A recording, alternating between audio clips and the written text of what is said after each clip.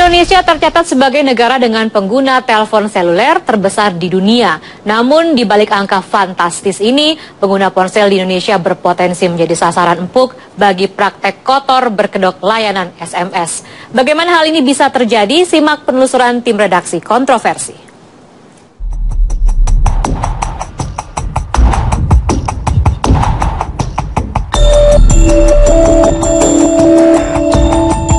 Komunikasi dengan ponsel kini jamak dilakukan, seiring dengan beragamnya fitur dan kemudahan yang ditawarkan produsen ponsel dan operator telekomunikasi. Di akhir 2011, pelanggan seluler di Indonesia mencapai angka 240 juta, sebanding dengan peningkatan angka trafik layanan suara sebesar 180 miliar menit percakapan dan 260 miliar unit SMS yang terkirim.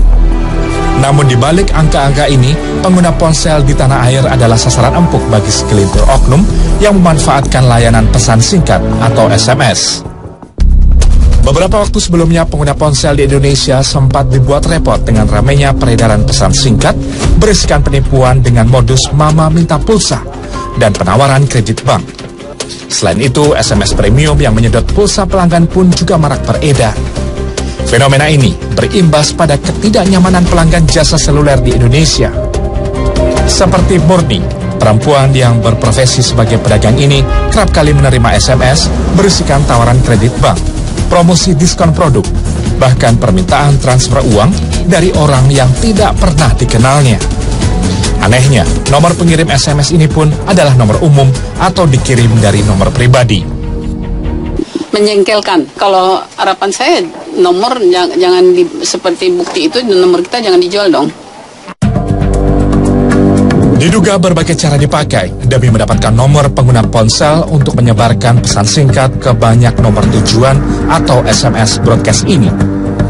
Salah satunya adalah dengan membeli data nomor pribadi pengguna ponsel. Selain itu, dengan kemudahan mengakses banyak halaman di internet yang menawarkan jasa pengiriman SMS secara gratis dengan kuota yang tidak terbatas.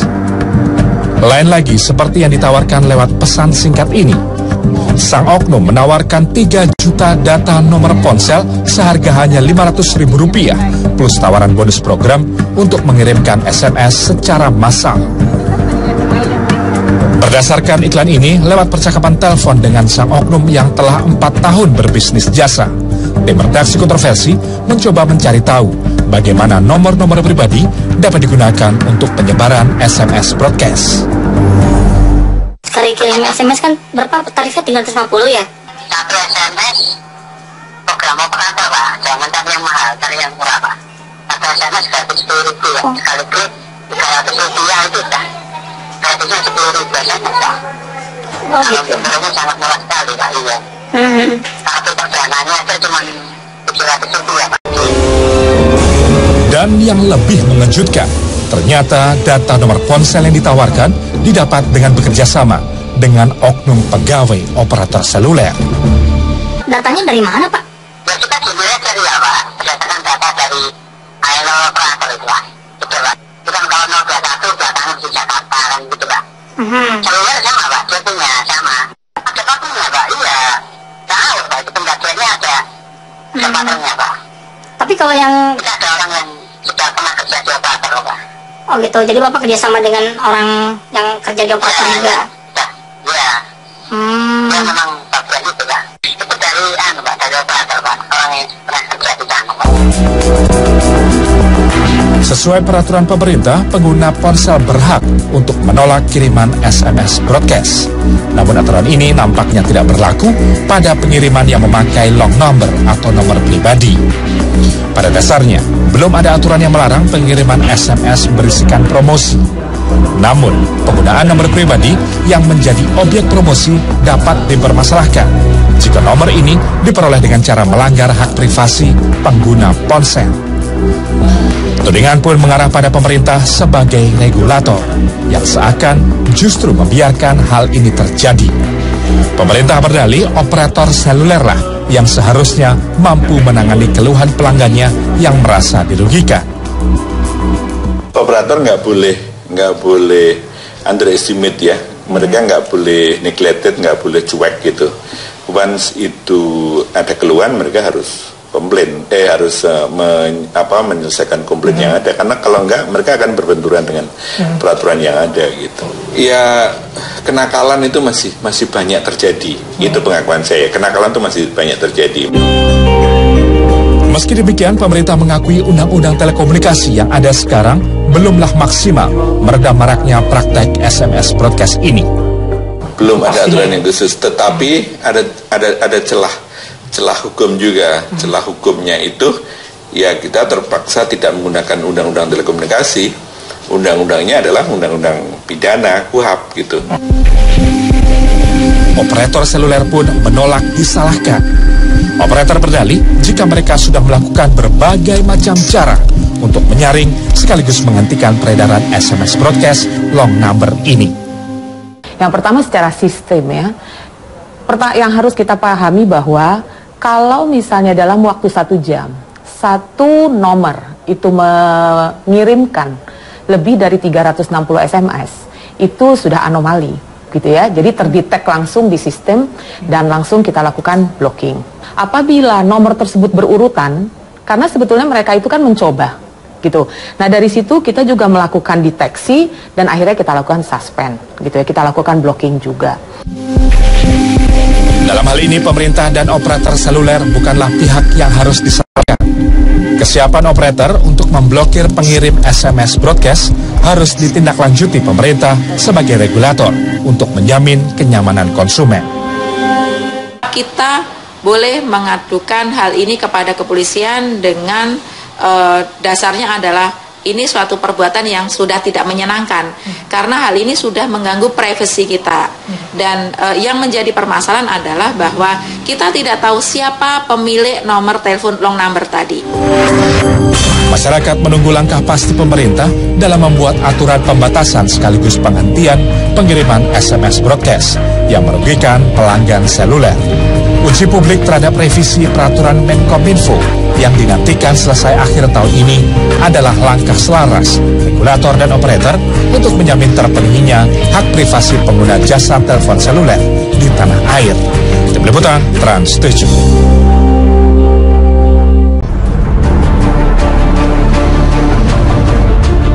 Ya kita bentar di bawah, mungkin ada sistem sales gitu ya kan, atau terlari ke agen ya.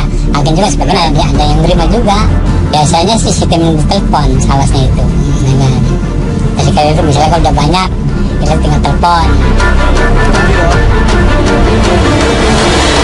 Karena nggak mungkin lah dia berani bayar sekian, cuma dibuang begitu aja kan, mungkin untuk dipakai lagi.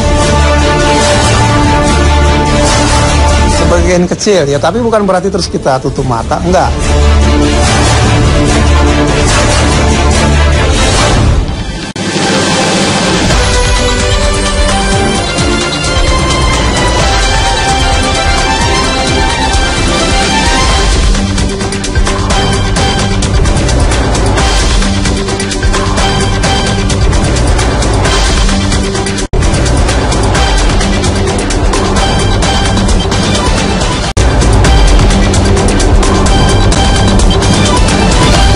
Indonesia tercatat sebagai negara dengan pengguna telepon seluler terbesar di dunia. Namun di balik angka fantastis ini, pengguna ponsel di Indonesia berpotensi menjadi sasaran empuk bagi praktek kotor berkedok layanan SMS. Bagaimana hal ini bisa terjadi? Simak penelusuran tim redaksi Kontroversi.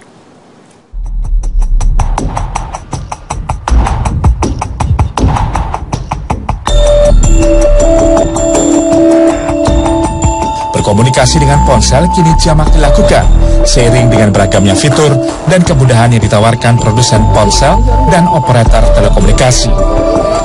Di akhir 2011, pelanggan seluler di Indonesia mencapai angka 240 juta, sebanding dengan peningkatan angka trafik layanan suara sebesar 180 miliar menit percakapan dan 260 miliar unit SMS yang terkirim. Namun di balik angka-angka ini, pengguna ponsel di tanah air adalah sasaran empuk bagi segelintir oknum yang memanfaatkan layanan pesan singkat atau SMS. Beberapa waktu sebelumnya, pengguna ponsel di Indonesia sempat dibuat repot dengan ramainya peredaran pesan singkat berisikan penipuan dengan modus mama minta pulsa dan penawaran kredit bank. Selain itu, SMS premium yang menyedot pulsa pelanggan pun juga marak beredar. Fenomena ini berimbas pada ketidaknyamanan pelanggan jasa seluler di Indonesia. Seperti Murni, perempuan yang berprofesi sebagai pedagang ini kerap kali menerima SMS berisikan tawaran kredit bank, promosi diskon produk, bahkan permintaan transfer uang dari orang yang tidak pernah dikenalnya. Anehnya, nomor pengirim SMS ini pun adalah nomor umum atau dikirim dari nomor pribadi. Menjengkelkan. Kalau harapan saya nomor jangan seperti bukti itu, nomor kita jangan dijual dong. Diduga berbagai cara dipakai demi mendapatkan nomor pengguna ponsel untuk menyebarkan pesan singkat ke banyak nomor tujuan atau SMS broadcast ini. Salah satunya adalah dengan membeli data nomor pribadi pengguna ponsel. Selain itu, dengan kemudahan mengakses banyak halaman di internet yang menawarkan jasa pengiriman SMS secara gratis dengan kuota yang tidak terbatas. Lain lagi seperti yang ditawarkan lewat pesan singkat ini. Sang oknum menawarkan 3 juta data nomor ponsel seharga hanya Rp500.000 plus tawaran bonus program untuk mengirimkan SMS secara massal. Berdasarkan iklan ini, lewat percakapan telepon dengan sang oknum yang telah 4 tahun berbisnis jasa, tim redaksi kontroversi mencoba mencari tahu bagaimana nomor-nomor pribadi dapat digunakan untuk penyebaran SMS broadcast. Sekali kirim SMS kan berapa tarifnya? 350 ya? Satu SMS program operator Pak, jangan tadi yang mahal, cari yang murah Pak. Satu SMS gratis Rp10.000 ya, sekali klik Rp300 itu dah. Gratisnya Rp10.000 SMS Pak. Oh gitu. Sebenarnya sangat murah sekali Pak, iya. Satu perjalanannya itu cuma Rp700 ya Pak. Dan yang lebih mengejutkan, ternyata data nomor ponsel yang ditawarkan didapat dengan bekerja sama dengan oknum pegawai operator seluler. Datanya dari mana Pak? Ya kita sebenarnya dari apa? Berdasarkan data dari ILO operator itu Pak. Gitu Pak. Itu kan kalau 021 belakangan di Jakarta kan gitu Pak. Seluler sama Pak, jatuhnya sama. Ada pakunya Pak, iya. Tahu Pak, itu pembagiannya ada kesempatannya Pak. Tapi kalau yang... Kita ada orang yang sudah pernah kerja di operator Pak. Oh gitu, jadi Bapak kerjasama dengan orang yang kerja di operator juga? Iya. Ya memang bagian itu Pak. Itu dari Pak, dari operator Pak. Orang yang pernah kerja di sana Pak. Sesuai peraturan pemerintah, pengguna ponsel berhak untuk menolak kiriman SMS broadcast. Namun aturan ini nampaknya tidak berlaku pada pengiriman yang memakai long number atau nomor pribadi. Pada dasarnya, belum ada aturan yang melarang pengiriman SMS berisikan promosi. Namun, penggunaan nomor pribadi yang menjadi objek promosi dapat dipermasalahkan jika nomor ini diperoleh dengan cara melanggar hak privasi pengguna ponsel. Tudingan pun mengarah pada pemerintah sebagai regulator yang seakan justru membiarkan hal ini terjadi. Pemerintah berdalih operator seluler lah yang seharusnya mampu menangani keluhan pelanggannya yang merasa dirugikan. Operator nggak boleh underestimate ya. Mereka nggak boleh neglected, nggak boleh cuek gitu. Once itu ada keluhan, mereka harus komplain, harus menyelesaikan komplain yang ada, karena kalau enggak mereka akan berbenturan dengan peraturan yang ada gitu. Ya kenakalan itu masih banyak terjadi, itu pengakuan saya. Kenakalan itu masih banyak terjadi.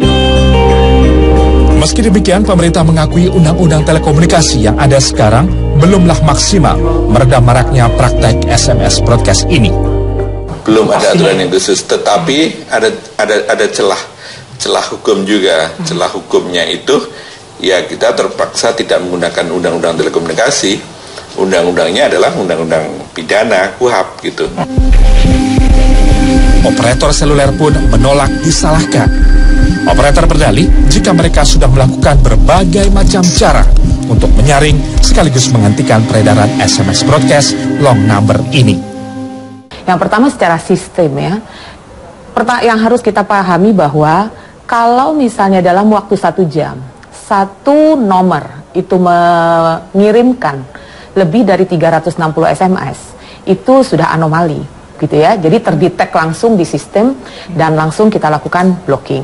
Apabila nomor tersebut berurutan, karena sebetulnya mereka itu kan mencoba gitu. Nah dari situ kita juga melakukan deteksi dan akhirnya kita lakukan suspend gitu ya, kita lakukan blocking juga. Dalam hal ini pemerintah dan operator seluler bukanlah pihak yang harus disalahkan. Kesiapan operator untuk memblokir pengirim SMS broadcast harus ditindaklanjuti pemerintah sebagai regulator untuk menjamin kenyamanan konsumen. Kita boleh mengadukan hal ini kepada kepolisian dengan dasarnya adalah ini suatu perbuatan yang sudah tidak menyenangkan karena hal ini sudah mengganggu privasi kita dan yang menjadi permasalahan adalah bahwa kita tidak tahu siapa pemilik nomor telepon long number tadi. Masyarakat menunggu langkah pasti pemerintah dalam membuat aturan pembatasan sekaligus penghentian pengiriman SMS broadcast yang merugikan pelanggan seluler. Uji publik terhadap revisi peraturan Menkominfo yang dinantikan selesai akhir tahun ini adalah langkah selaras regulator dan operator untuk menjamin terpenuhinya hak privasi pengguna jasa telepon seluler di tanah air. Tim Liputan Trans 7.